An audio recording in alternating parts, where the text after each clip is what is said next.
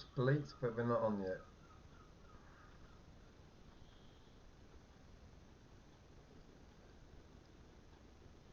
The seconds are not ticking yet, but it bleeps, so I have to wait for the seconds to start ticking down the bottom to know I'm on. Right, it's on now, yeah. Good afternoon, guys. Hope everyone's having a great day. Problems with the epoxy computer again, but we get there in the end. So we've got to persevere and make do with what we got. Nice day today, guys. It's a little bit overcast, but it's quite nice out. Yesterday was lovely. It's supposed to be nice today and all, and tomorrow and the next few days. But next week, my missus said to me, look, we're going to go like 0-1 or freezing next week. It's fucking weird weather, man, but what do you expect from living in the UK? This is the UK. 1 minute it's boiling up like 31 and the next minute it's freezing cold below 1 the next day. So that's the UK for you. Anyway, guys, I hope everyone's having a good afternoon. I'm just getting myself into this now a little bit, so building a bit of confidence up as I go along, and I'm checking my comments on my videos which I'm uploading to my channel, and the comments what I'm getting is not far from absolutely brilliant, you know. The feedback, you guys you guys and your comments is what makes me want to put more videos onto my channel every day, and also inspire many others the way I have been, and so I've been told, you know. I'm inspiring thousands of people, and a lot of people can relate to my stories because obviously quite a few of us come out of the same neck of the woods, and you know, life's full of ups and downs, swings and roundabouts. But anyway, guys, what we're going to be talking about today is, in my comments I've read quite a few people saying they want to hear about cars, motorbikes and racing, so I thought I'd cheer the day up a little bit and not keep talking about prisons and depression and things like that, you know, because that's not how I live my life every day, you know. I live my life happy every day, and I only come on and tell these stories to you guys, you know, just to give you a bit of an insight into my past, and also to help with others too, you know, and to try and deter anyone from committing a life of crime, because it's a mug's game, and it always has been. But it took me 40 odd years to finally realise that that was the case. But I did realise, yeah, but it took me 40 years, so, you know. But anyway, guys, banger racing. Right, where did I start? How did it begin? I've got a little bit of a cough today, guys. Sorry about that. How it started was, I moved to a place called Enfield, which is in North London. It's near Tottenham. It's quite the local to it are Waltham Waltham Abbey, Chingford, Walthamstow, all around that way. So it's a good little plot over there. And I was over there for about 4 or 5 years. I really liked it over there in North London. Like completely new to me, because I come from South London, and I set up business over North London, met loads and loads of great new friends, and started to reign over North London too. But that's another story. So anyway, banger racing. When I moved around to Enfield, I had a breakdown truck. So I'll show you the lorry which I had at that time. I've pulled some photos out, and I'll show you what I was doing. So basically I was dealing with scrap metal. I was running cars in, breaking cars, breaking vans, trucks, lorries and things like that. I've always been in the car game, yeah. So this was the lorry what I bought. Don't know if you can see that. That's me inside the lorry. Put my thumbs up. So I had an Iveco lorry with an IAB on the back of it. It was a 7-ton IAB, so you could lift up 2 cars, 1 car at a time, you know, and you could have 4 cars on the back of it. So that's what I used to do. So when I moved around to Enfield, I moved around with that lorry, and within a few months of moving around to Enfield, it quickly became apparent to me that there's quite a lot of travellers around there, and I've moved into a travelling community. So the travelling guys ran there. The names was the Brinkleys, the Moors, the Gumballs, um, all from like North London and all around the surrounding areas. So yeah, I quickly became friendly with a guy called Norman. Norman wasn't a traveller, but he'd lived a traveller's life. He'd been in a trailer, lived in a trailer, and he had a lorry. And Norman was into banger racing. So I was into cars, scrapping cars, breaking cars. I've been a petrol head all my life. So naturally we bonded. Norman was my age too. His nickname was Nutty Norman, and he come from North London.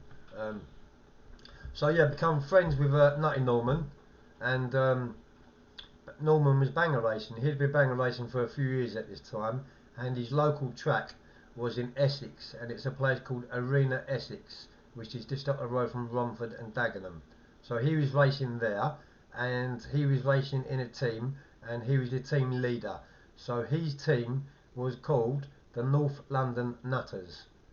The North London Nutters. And he used to paint his cars red and yellow, and he used to put North London Nutters up the side of it. So there was around 120 of us in a team. But on the day at each meeting, you'd probably get about 10 of us racing. So we used to race in teams against other teams. But this became a bit later on. So anyway, I met Norman, and I started going to the banger racing days, Sunday afternoons at Arena Essex as a mechanic, because you know I've always been good with cars, and I'd done a mechanics course when I was 17. My mum and dad put me into it, and it was in a place called the Youth Training Scheme. It was a YTS, and it was in Clapham South, in South London. It was a 3-year course, and I completed 12 months of it. I had an argument with the boss of the place, and one thing led to another, and I ended up walking out um, and leaving before I qualified. But obviously I've done panel beating and mechanics, and then like I carried that on later on in life, and I've always bought and sold cars, vans, trucks, and broke them up and things like that. So I've always been into cars. So I started going to Arena Essex with my friend Nutty Norman as his mechanic. Basically, he'd go out racing, and when he come back through the pits, I'll show you the pits. I've got a photo there too. Have I got all the pits? Oh, I don't think I have. Right, this is the track anyway. Don't know if you can see that photo. It's a little bit hazy, guys. Sorry, because they're quite old, the photos. Well, anyway, Norman used to come out through the pits and out of the track into the pits, and I used to repair his car.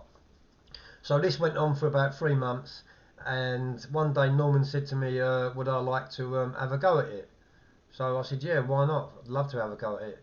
And we got an old Granada. It was a Mark II, and it was a 2.8 gear.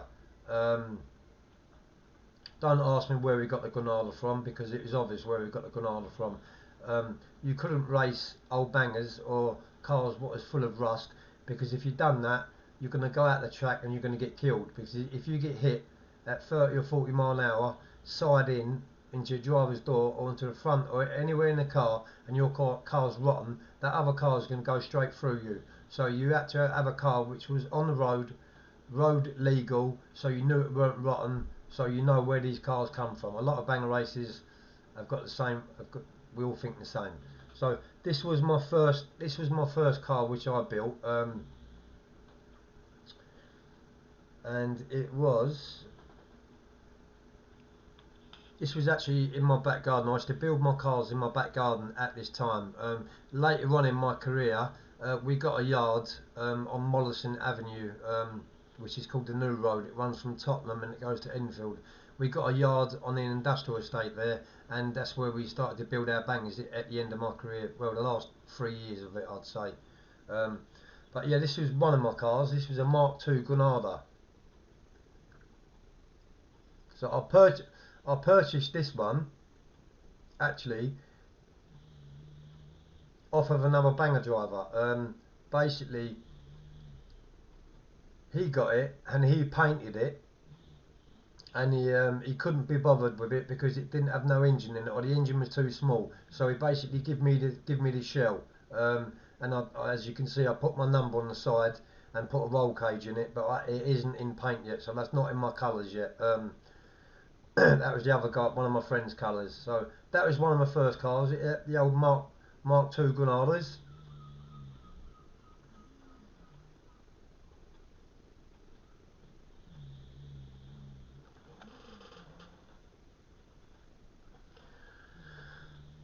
So yeah, I had my first race at Arena Essex. I went out in red and yellow colours, which was my team's colours.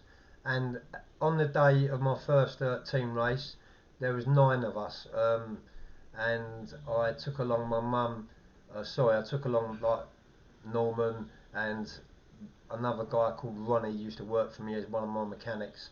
And obviously I had my own lorry. I had my car on the back of my lorry, and Nutty Norman, was in front, so I was following him to the track. And we got to the track, and there's 9 of us. So you can imagine there's 9 best mates all in the pits, buzzing, adrenaline flowing, all waiting to go out and fucking smash each other to bits. There was not a buzz like it. The adrenaline was something out of this fucking world. So I'll show you another picture of another one of my cars. It's also, I used to be known as Crazy Joe, so you can see it.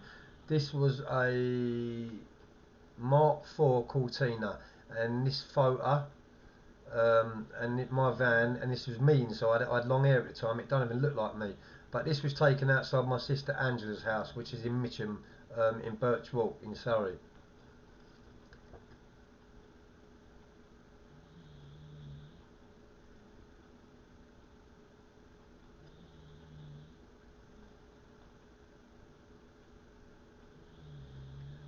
So as you can see by the car, everything had to be stripped out of it. All the interior had to be stripped out, all the plastics, all the glass.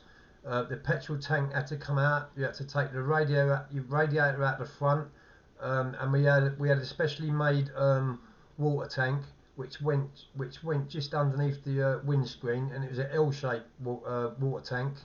And we used to punch a hole through the bulkhead and put up wire the water tank up. We had to cut all the electrics out and all the fuel lines. We had to run our own starter motor, which was the little button we had down by the handbrake, and that was an on-off button, so we had to run all that ourselves. So there was quite a lot into actually building the cars to get them prepared to race. I've got a few more photos here, I'll show you. This was my stepdad John, which I mentioned to in the part 1 and part 2 of Sean Atwood's show. And this was at Wimbledon Stadium, 1995 this was. And this is after I've just come out of one of my race meetings. Obviously my car got obliterated because I took it into the Death and Destruction, which is called the D&D, at the end of the race. You can see by the state of it, the impact of it.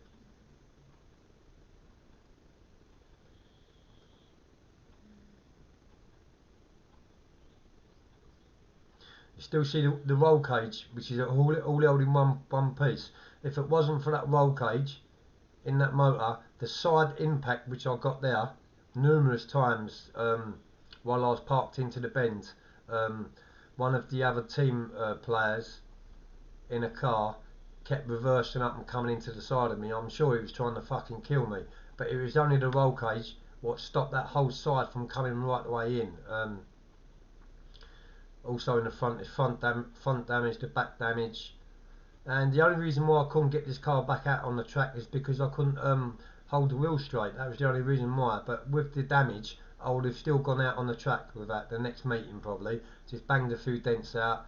But once the bushes and the drive shaft and things like that are gone and the prop shaft popped out, the car's literally knackered.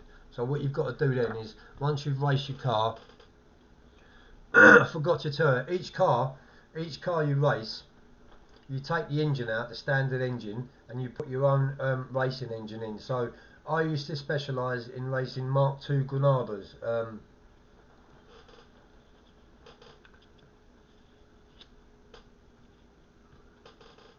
Right, this is a Mark II Granada. My number was 358, and this was taken at Arena Essex. So this was quite a good picture. It was a front. We had a head-on, and this was with another team called Custard Creams, and they're still about today.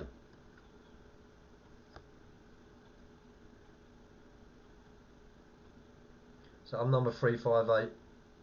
You can see the boot lid up on my car, and I bolted that through, so that's still come open. But my front tyres are gone. We had a good head on, but it looks like he took more damage than me. But he was the opposing side on the other side, and they was called Custard Creams. And we was in like rivalry with them too. Also another notorious team called the Suicide Squad. They had a lot more members than us. At that time, they probably had 2,000 members, and they used to come out on the track like 15-handed. They used to spend all week preparing their car. They wouldn't go work. Their work was building banger racing cars. So they used to put like RSJs in them and weld them up, and hide things so that the scrutineer couldn't see it, and he'd let you go and race. They meant fucking business, and we had a big rivalry. We had a massive fight with them. The shit hit the fan one day in the pits at Arena Essex, but I'll be talking to you about that in a minute. I'm just gonna take you through a few cars what I've raced and got some pictures of. This was a Rover 110, and this was all aluminium, and this was worth some fucking serious money.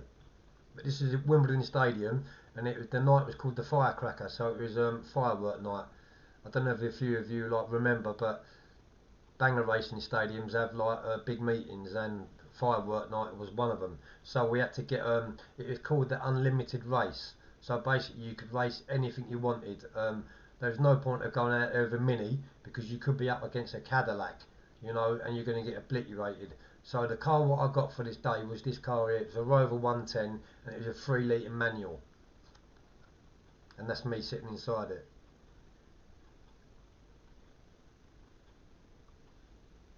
Sorry, the camera's a bit laggy, but see my name up the door. That's me sitting inside it, adrenaline going, just waiting to go out on that track and fuck some people up. That's quite a good picture, that one. This is a picture of, I don't know if any of you remember, it was called a Fiat, and there was a twin cam. It's called a Fiat twin cam. It was a 2-litre.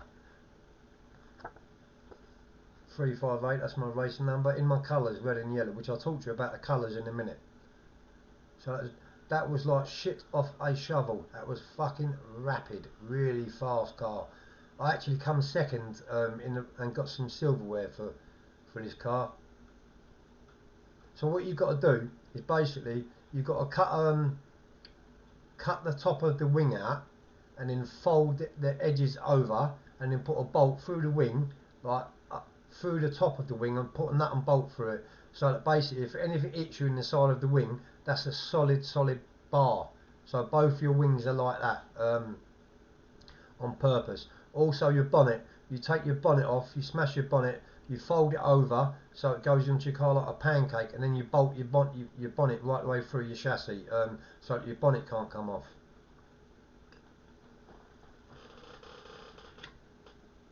This is the Fiat Twin Cam 2 on the back of my friend's lorry, Nutty Norman.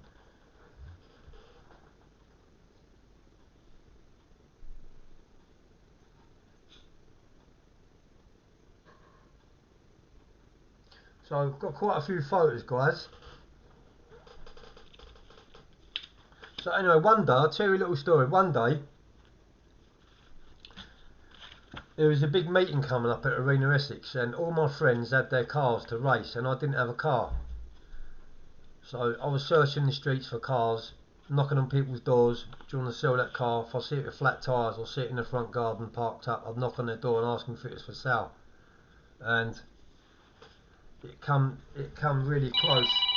Sorry, my phone's ringing.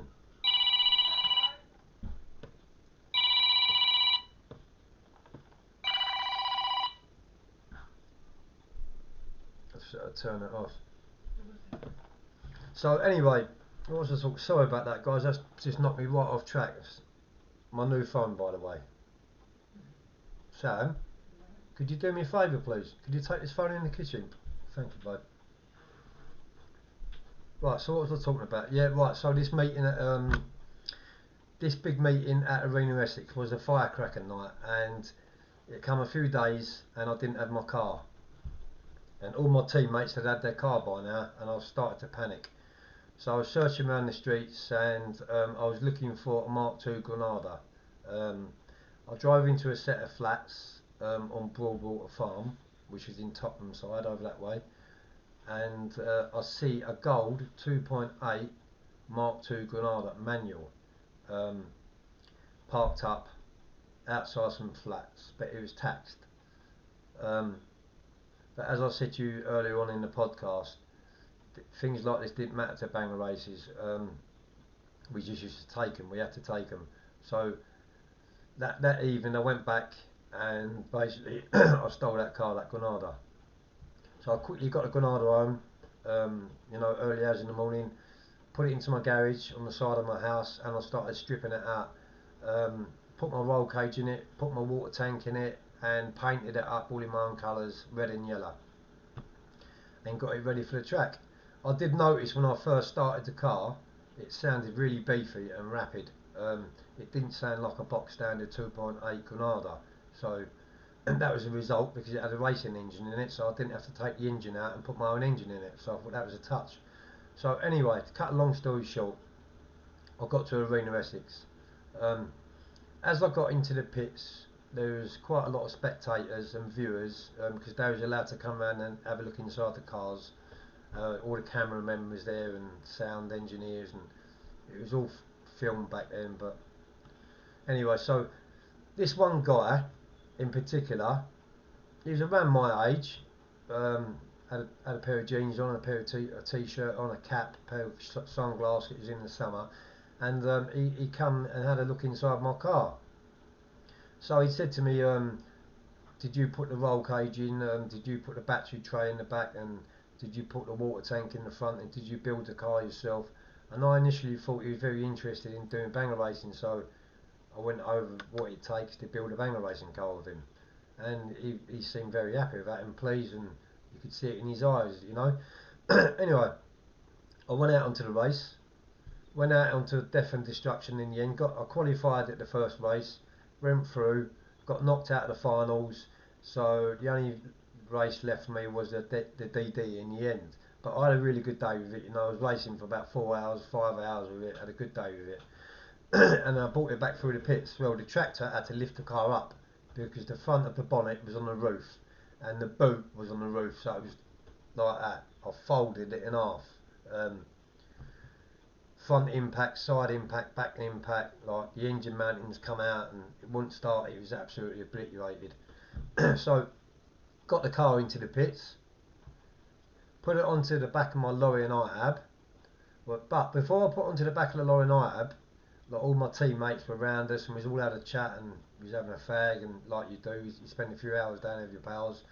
And this guy, what initially first looked at my car, had come back and he said to me, can I have a look at the engine? So I honestly thought that he was just like wanting to see the type of damage what had just been done. So I said, yeah, go on, mate. And I undone the bolts. Took me about 10 minutes. Undone the bolts, lifted up the bonnet, took the bonnet off, and he started looking at the engine. I found it a little bit strange because he took a few minutes, and he said, "Oh, he said at least you didn't damage the engine too much, mate." And I said, "Yeah, nice one, mate." I said, "I'll take that out for the next race." Anyway, he put his head inside the car, and he started looking inside the car again, which I thought was a little bit strange because he'd done that before I smashed the car to bits. Anyway, so I've got to go now, mate. So 8 or 9 of us was all down all loaded our cars up on the back of our lorries, and we headed off down the motorway in a convoy with 9 lorries and 9 cars, probably a few more cars, we had trailers and all. Anyway, after about driving for about 20 minutes on the M25, I noticed a police car coming up the wrong side of the motorway, heading towards us. And we had no opportunity or no alternative but to go on our brakes and stop. I couldn't believe what I was seeing. My mechanic was sitting beside me and all my teammates were there, and all of a sudden they put their blue lights on and they said, get over to the side, get over to the side. So we all pulled over to the side. There was 9 lorries all pulled over to the side on labour on the M25, and this copper with a white cap on, he was a ministry copper, in a Range Rover. They come up to my car. They didn't go up to no other mates of mine cars or lorries. They come in particular up to my car. And he looked inside it. He said, "Can I look inside it?" to me. I said, "Yeah." He took all my details, put me through the computer, CRO'd me. Obviously, it come back like I had a bit of form. I've been nicked a few times for stealing cars and all petty stuff like this. So they knew straight away, the police, who they was dealing with when he CRO'd me on the computer. So anyway, he jumped down off the back of my lorry and he said to me, "I've got a slight problem." So I said, "What's the matter?" He said, "Where have you just come from?" I said, "Well, it's obvious. I've just come from the banger racing track, the same as all my friends." He said, "You're going to have to come down to the police station." So I said, what on earth for?" He said, "The car which you've got on the back of your lorry is stolen." So I said to him, "How's that?" I said, "I bought it off of someone on the side of the street. He met me in a car park. So I give him cash. I didn't take his details. I actually told the bloke I was going to take the car just for banger racing, so I only give him 50 quid for it or 70 quid for it." I told this to the copper, and the copper said, "Well," he said, "I'm sorry." He said, "But you've got to come down to the police station because this car's been reported stolen." So I took him round to the car and I said, there's no way it's stolen because all the floor has been cut out of it. So where the numbers are beside the driver's seat, it had been cut out. And by the time I got it onto the back of the lorry and took it off the track, it had been caved in anyway. So you couldn't see where it had been cut out because it had a side impact. But he did go up to that and he said, "I can see it's been removed." And then he opened the bonnet up, he looked at the engine and he said the engine numbers have been grounded off. So he said, "Sorry, I've got to take you down to the police station." So anyway, cut a long story short, off we go to the police station. I left my mate, my mechanic, in my lorry, left my lorry on the side of the road, and all my mates obviously drove off and went home, and I went off to Grays police station. So after a short space in the police station, they put me through to interview and asked me a few questions about the car, where I got it from, and etc. Blah blah blah blah. So I said to him I bought it, as I said earlier on, and he said, "Right," he said, "we're going to bail you out for 6 weeks. You've got to come back to the police station in 6 weeks." After a few hours of being in the police station, so he bailed me out. I went home, and a few days later, I thought, I don't know what made me do it, but I thought to myself, I knew where I stole that car from, so I'm going to go back around to that house where I stole that car from. And as I pulled onto the estate, the guy who I see in the banger track, he was standing outside his flats, and it was the same guy. So I went up to him and I said, "Hello, mate." I said, "Have you got any idea who owns this Granada, who owned a Granada in these set of flats, and who's had it stolen?" And he said, "Yes, mate." He said, "It's me." So I was dumbfounded. So I jumped out of my lorry and I had a chat with him, and I said, "Look, listen, mate," I said, "it turned out that this guy who I stole this motor off of, he was also a banger driver. He was a banger racer, and that's why he had a Mark II Granada, and that's why it had a racing engine in it, because he'd spent so much money building this engine up, he was using it as his personal car." And I found out he was a banger racer. So after having a chat with him, he obviously had the hump with me, and I calmed him down. And after having a chat, I said to him straight, I said, "Listen, mate, you're a banger driver yourself. You can't tell me you don't go out and steal cars. He said, yes, I do. I said, well, that's what I done. I said, unfortunately, I didn't know it was your car at the time. I said, but I've come to make amends with you. Can you please drop the charges? And quite quickly, he come round to my way of thinking, and he said, you're right. He said, obviously, you didn't know it was my car. He said, and I do go out stealing cars. So I said, so how can we resolve this? And he said, if you give me £1,000, he said, I'll drop the charges. Now, £1,000 around 1995 was a fucking lot of money. So I said, give me a few days, and I'll try and get the money together. So I had a chat with the person what I was with at the time, and it quickly became apparent that I'd be better off paying him £1,000 than getting arrested for stealing his car. So I rang him back up again, and I met him outside his flat, and I said, yeah, all right, mate. I said, I'll give you the £1,000 if you drop the charges. So basically, he took the £1,000. I shook his hand, and I said, mate, I said, I'm really sorry. If I knew you was a banger driver, I'd never have stolen your car. And he asked me, in the end, once I give him the £1,000, he started laughing with me, and he said to me, look, Joe, he said, was it fast? And I said, it was fucking rapid. And he said, I've had that car. He said, I've had it for a few years, and he said, I've spent fucking hundreds. He said, maybe thousands on the engine. He said it was really, really fast, raced up. He had a bigger cam put in it.